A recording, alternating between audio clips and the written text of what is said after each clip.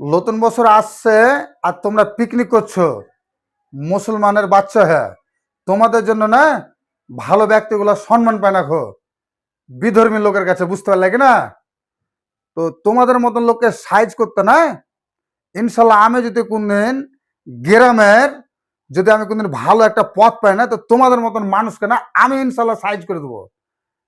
কারণ এই সাইজ কথাটা কেন বলছি, তুমি এক মুসলমান, তা আমি এক মুসলমান, আমি চাবো না কোনো সময় যে আমার মুসলমান ভাই একটা পরধ্বস্ত হয়ে যায়। তা আমার মতন ছেলে যদি কোনদিন না গ্রামের কিছু হতে পারে, তো তোমাদের মতন লোককে না আমি ইনশাল্লাহ সাইজ করে দেবো। মুসলমান হয়ে মুসলমানের দুর্নাম করছো, এত গান বাজনা, এত পিকনিক, তুমি মরবে না? আচ্ছা, তুমি যদি মরণ দেখা না ভয় করো, তাহলে এক কাজ করো না, খাতা থেকে তোমার নামটা কাটিয়ে লাও, আর গরুর গোশ গলা খাওয়া না বন্ধ করো। আল্লাহ তো গান বাজাতে নিষেধ করেছে, আল্লাহ গরুর গোশ খাইতে বলেছে। তাহলে তুমি গরুর গোশ খাবে আর গান শুনবে, তোমার হাইয়া লজ্জা কিচ্ছু নাই বলো?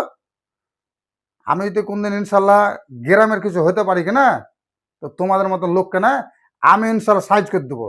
গ্রামের কিছু হতে পারে বলতে কি, যদি আমি কোনদিন ইনশাল্লাহ গ্রামের না কোনো মরল হতে পারে, তোমাদের মতো লোককে আমি ইনশাল্লাহ সাইজ করে ছাড়বো। কারণ আমি চাহাবো না যে আমার মুসলমান ভাই পরধ্বস্ত হোক, বুঝতে লাগে না? ভালো থাকিও, আসসালামু আলাইকুম।